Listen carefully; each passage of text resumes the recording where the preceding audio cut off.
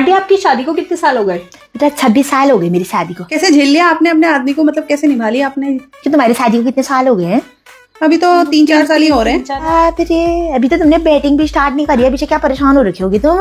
Aunty बहुत ही मतलब mental pressure दे देते हैं। कहाँ अंटली मंटली कर रहे हो तुम? मुझसे पूछो तुमको क्या दुख है, मैं जवाब दूंगी बेटा। अपना एक्सपीरियंस तुम्हारे साथ शेयर करती हूँ आज। आंटी आते हैं बस मुंह सड़ा के बैठ जाते हैं कि तुम मुझसे पानी नहीं पूछती। पूछ लिया कर, पानी लाया मत करना के लिए, खाली पूछना तेरा पानी पियोगे, वो कहेगा हाँ तो खाना ठीक है, अंदर कमरे में चली जाना। आंटी आपने बच्चे कैसे पाले अपने? मैं तो बहुत परेशान होगी एक ही बच्चे से। क्या करता है तेरा बच्चा ऐसा? अरे बहुत परेशान करता है, इधर कूदता है उधर कूदता है। खैर हमने तो बहुत कुटकुटाया बेटा, तुम मार नहीं पा रहे हो तो एक काम कर सकते हो, अब तो बहुत सारी दुकानें भी तो खुल गई हैं उसकी। किसकी?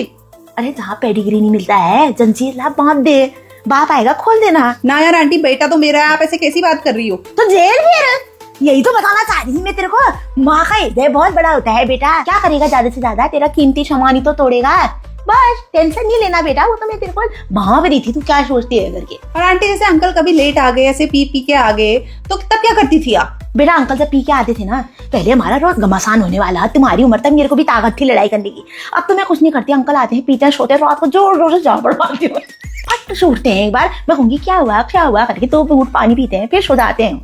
बस पी के आ रहा है, चटकाओ उसको। पर आंटी उनका क्या करें जो इतनी देर देर में आते हैं और फिर पूछो तो बोलते हैं तुम्हें क्या पता कि बाहर क्या काम करना पड़ता है, तुम तो घर में फ्री बैठी रहती हो।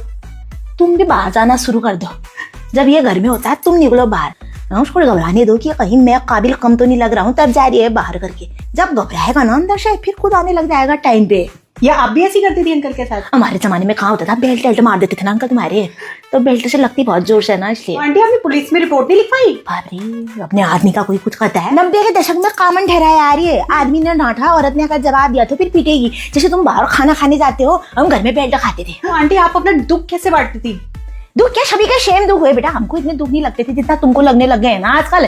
सोशल मीडिया ज्यादा चल गया है ना, सोशल मीडिया ने क्या चला दिया है, पति पत्नी होते हैं बराबर, नहीं होने वाले बेटा बराबर। पति नीचे था नीचे ही रहेगा, दिमाग से काम लेना चाहिए बेटा, दिमाग से। इनकी करो छीदा लीदा तुम भीड़ भड़के में, अकेले में शुम्म हो जाओ। और आंटी ये खाना वाना बनाने में ना बहुत परेशान हो जाते हैं, हम क्या बनाए क्या ना बनाए कुछ पता ही नहीं चलता है। ये तो बेटा तुम नए हो, तुमको अंदाज नहीं है ना। ऐसा करो रोज उनसे पूछो क्या बनाए क्या बनाए क्या बनाए, पूछना होगा बनाना नहीं हुआ।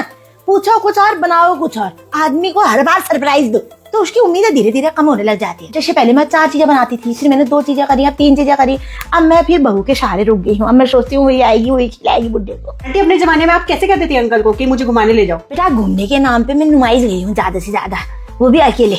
हमारे जमाने में नहीं चलता था बेटा ये घुमाना, अगर हम घूमते रहते, ये बच्चों के शौक कौन पूरे करता बताते हो? वो तो तुम हो बेटा, तुमको रेस्टोरेंट के नाम भी पता है, तुमको काफे के नाम भी पता है, तुमको कहाँ कहाँ जाते हैं वो भी पता है, तुमको पति के साथ हॉलीडे पे भी जाना है, फिर भी तुम कर रहे हो। हमको डिस्प्रेशन हो गया वाला, आदमी हमको मुंह नहीं लगा रहा। अरे तुम मुंह कर रहे हो, हमारा आदमी मुंह नहीं देखता था हमारा है, हमने कभी शिकायत नहीं करी। क्या घूमे हम कुछ नहीं घूमे हम, ससुराल से घर, घर से ससुराल, यही घूमे बस।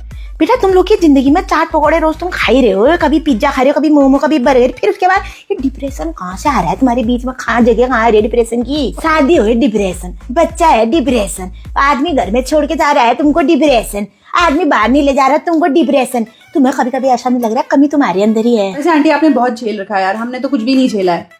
तभी तो मैं कह रही हूँ बेटा इतना परेशान मत हुआ करो तुम, पता है तुमको जिंदगी में बहुत कष्ट है यार। अभी तो तुम्हारे बच्चे छोटे हैं, बड़े होंगे तब पता चलेगा तुमको कैसा खून जुराते हैं पर बच्चे। आंटी हम तो आदमियों की बात कर रहे थे, आप कहाँ बच्चों में पहुंच गई? हमारे आदमी राक्षस हुए, राक्षस। क्या समझ रहे तुम? बकासुर की छठी संतान हुए हमारे पति। तुम्हारे आदमी तो फिर भी मनुष्य योनि के हैं। पति पीता है तेरा?